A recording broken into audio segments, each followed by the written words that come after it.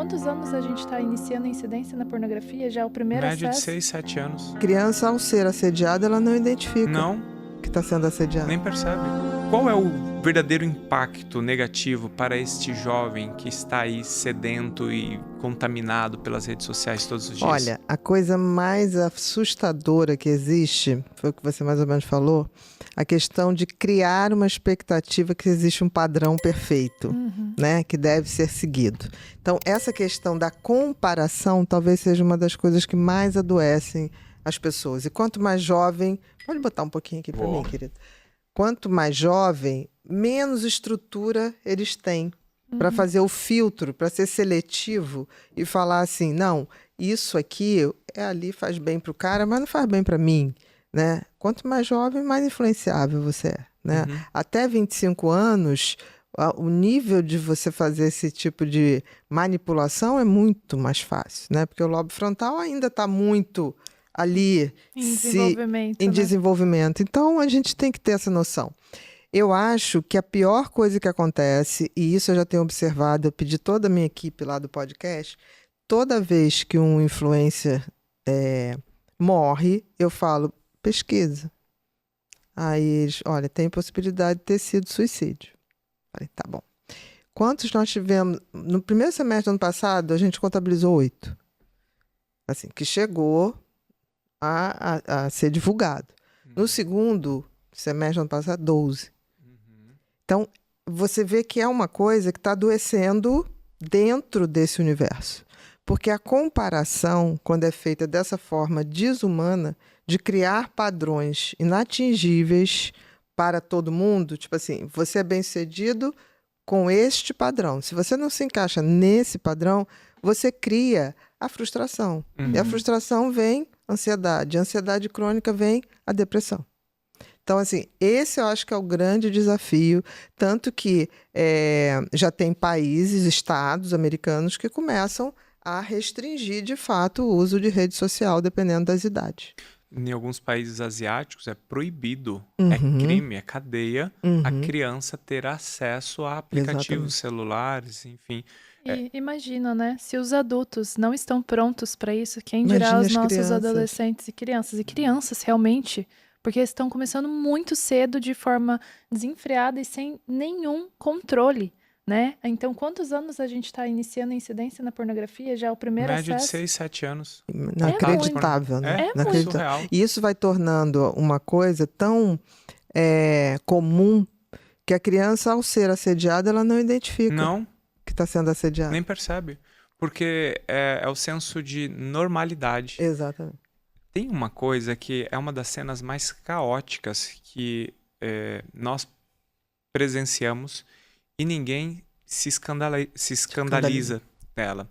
É você entrar num restaurante, nem na hora do almoço, porque na hora do almoço, pelo menos o horário do almoço é o horário do almoço.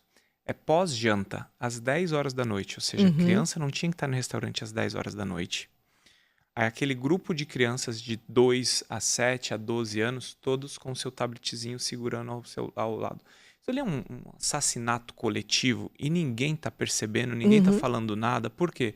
Porque estão anestesiados.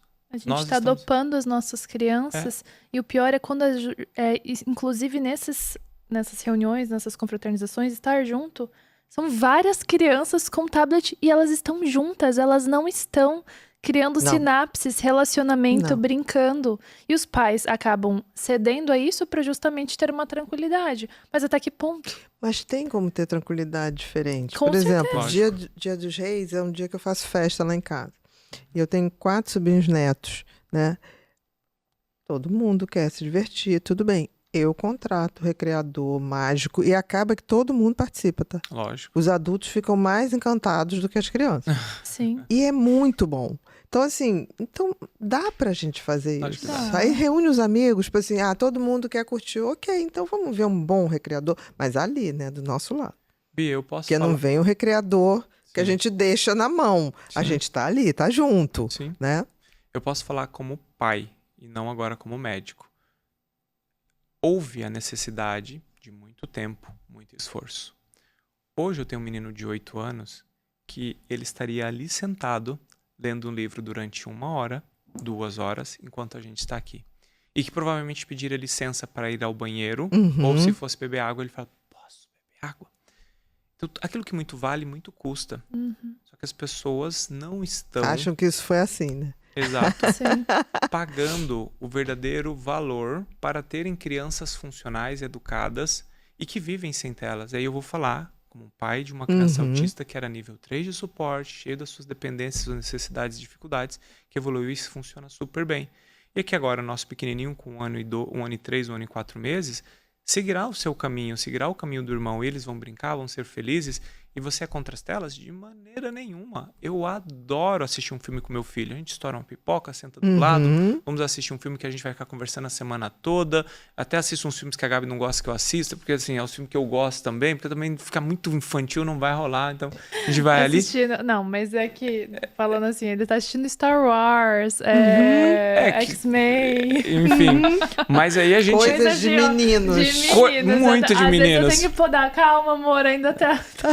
Esse é para menor, esse é maiores de 18, ele tem 8. Não, mas claro que o Thiago acaba controlando, né? E a importância de justamente, no caso, assistir um filme para 10 ou 12 anos, é para você entender que ele tem cenas que não é para ele assistir. Eu falo, filho, fecha o olho, ele fecha o olho, passou, vida que segue, daqui a pouco a gente tá tirando as garras do Wolverine e é isso.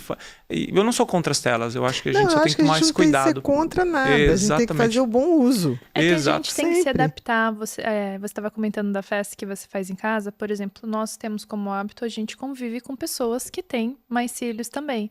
Então, para nós, o formato que funciona é café da tarde, final de semana, ou almoço, ou um churrasco. A gente junta, porque é um horário que as crianças não estão, digamos, perto da hora de dormir, tudo, coloca a criançada para brincar, ficamos juntos. Vão dormir até melhor, Exato, né? Às vezes chama alguém para cuidar das crianças, ou já tem os mais... A gente fica supervisionando por perto, e claro, à noite tem as rotinas, tudo, então se a gente for fazer algo, a gente faz sem as crianças, respeitando a individualidade delas. Então, não são todas as pessoas que podem fazer isso, mas a gente consegue criar adaptações para que a gente consiga estar no controle sem deixar desenfreado. Por quê? Porque a gente não sabe o que elas estão acessando. Mas é tão interessante isso, né? Porque, por exemplo, quando você vai para uma comunidade, né? As pessoas, as mães, se ajudam tanto.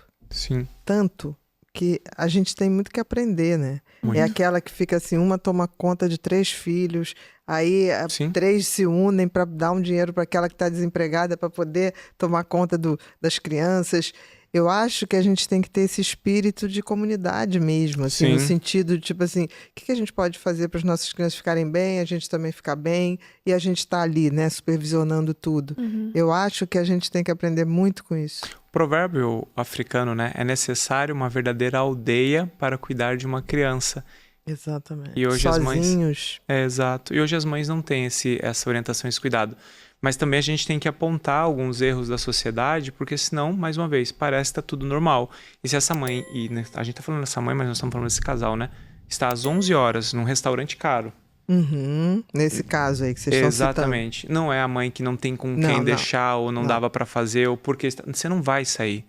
Mas eu quero comer uma pizza, peça. Eu quero comer uma carne, peça em casa. Eu quero sushi, peça. Você tem filhos. E filhos, nesse momento, é em detrimento a uma saída, um passeio e um drink, prioridades. Com certeza. Então é mais ou menos isso. Deve ser, né? Deveria ser. Se você tem diagnóstico de TDAH e acha que recebeu uma sentença negativa para o seu futuro e vai sofrer a vida toda, calma.